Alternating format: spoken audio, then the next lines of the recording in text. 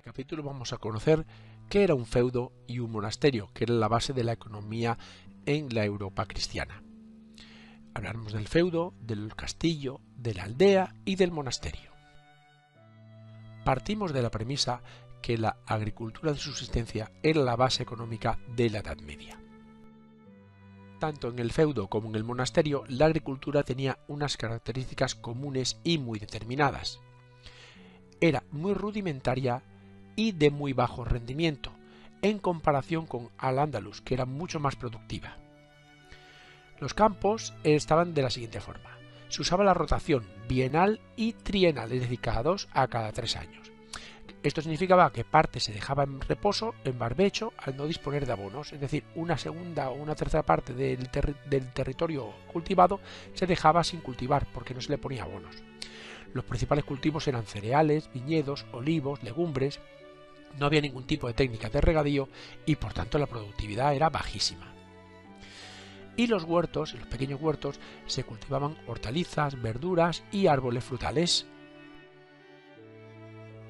El círculo vicioso de la agricultura en la Europa feudal era el siguiente.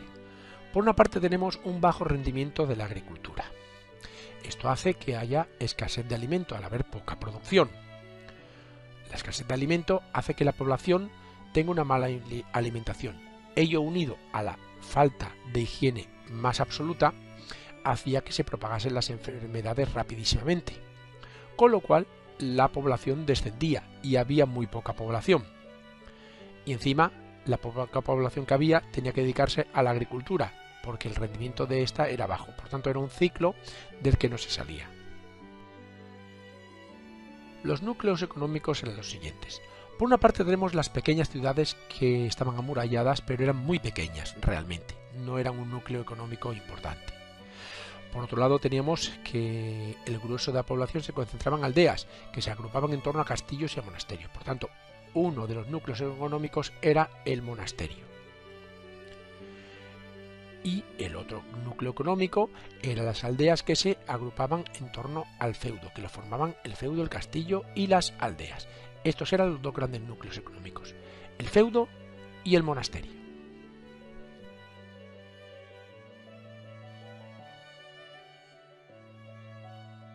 El primer núcleo económico era el feudo, y vamos a hablar de estos aspectos que tenemos aquí a la derecha del feudo. Empezamos con los derechos señoriales. El feudo no era una propiedad privada, sino vinculada. ¿Qué significa esto?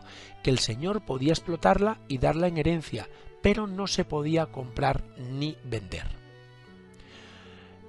Tenía unos derechos económicos que era, por ejemplo, alquilaba tierras al campesinado a cambio de unas rentas, que se llamaban rentas señoriales.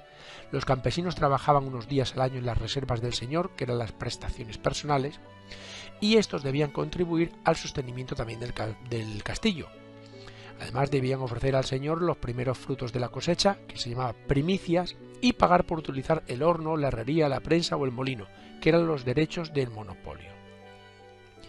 Y por otro lado había unos derechos jurisdiccionales, que era lo siguiente, vamos a verlo, que el señor principalmente tenía plena autoridad en su señorío. Debía proteger a la población en caso de guerra y dictaba sentencias de todo tipo. Creaba y recaudaba impuestos por usar fuentes, cazar, caminos, etc. e imponía multas. Por lo tanto, podemos decir que era el dueño absoluto de todo el feudo. En la otra parte de la balanza teníamos al campesinado, que se divide en dos grandes grupos. Por un lado los siervos, que trabajaban las tierras del señor en condiciones de esclavitud o semiesclavitud prácticamente. Y luego tenemos a los campesinos, que trabajaban sus propias tierras o las del señor. A esto se le llamaba arriendo. Las partes del feudo eran las siguientes, aquí podemos verla. Vemos como el castillo está en la parte más alta, en la parte baja está la aldea, y luego hay tierras comunales que las trabajan los campesinos libres o los siervos, y también pequeños territorios privados, los bosques, zonas comunes también, el puente del señor, el molino del señor, el horno del señor, y en definitiva estas eran las zonas de las partes de un feudo.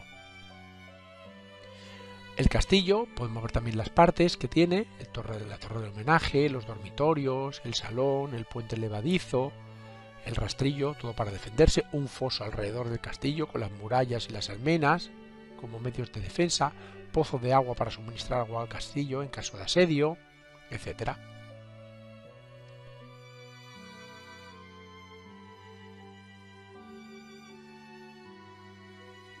Y la segunda parte, económica y fundamental, era el monasterio. Veremos las órdenes, la vida habitual y las partes de un monasterio. Los monasterios estaban habitados por hombres o por mujeres, siempre por separado. Y el monje superior era un abad para el masculino o una abadesa para los femeninos. Estaban todos sometidos a una regla u orden, que ésta lo que hacía era dictar todo el conjunto de normas a seguir. La orden más importante de la época eran los benedictinos, que fundó San Benito de Nursia en Italia en el siglo VI, y en el siglo XII se reformó la orden benedictina y se creó la cisterciense, que difundió el estilo gótico. Estaban ubicados en ciudades o en campos. Si estaban ubicados en ciudades se les llamaba convento, y si estaban ubicados en el campo se llamaba monasterio. Y lo que hacían era administrar las tierras de alrededor y actuar igual que un feudo, igual que un castillo. En definitiva, que los abadeses eran los señores feudales de la orden. La vida habitual en un monasterio o en un convento pues era muy sencilla y siempre era la misma. Había una regla monástica, que era la norma habitual que debían seguir todos, y se basaba en dos cosas, en trabajar y en rezar. Por eso de ahí viene la frase ora et labora, reza y trabaja. Algunos monjes copiaban libros manuscritos en el scriptorium y hacían otras tareas también, por ejemplo, trabajar en el huerto, tareas de hospedería, de cuidar enfermos, etc.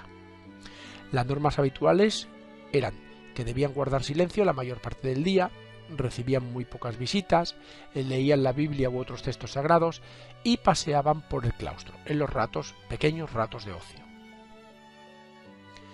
Esta era la rutina de un monje de clausura.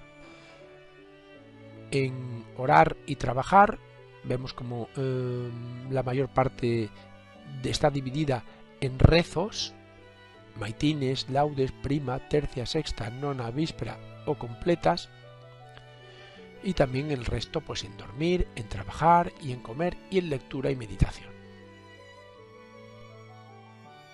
Estas serían las partes de un monasterio. El entorno, recordemos que pertenecía a todo el monasterio, en el centro estaba la iglesia, con los dormitorios de los monjes, el cementerio, la vivienda del abad, hospedería, refectorio, cocina, era una pequeña ciudad.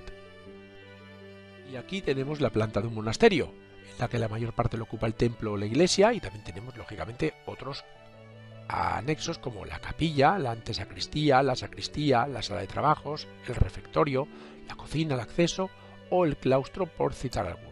El claustro también era una zona importante donde en el centro tenían un huerto o un pequeño lugar de esparcimiento. Y esto ha sido todo. Muchas gracias por escucharme y espero que te haya servido de ayuda. Para más información entra en youcam.com.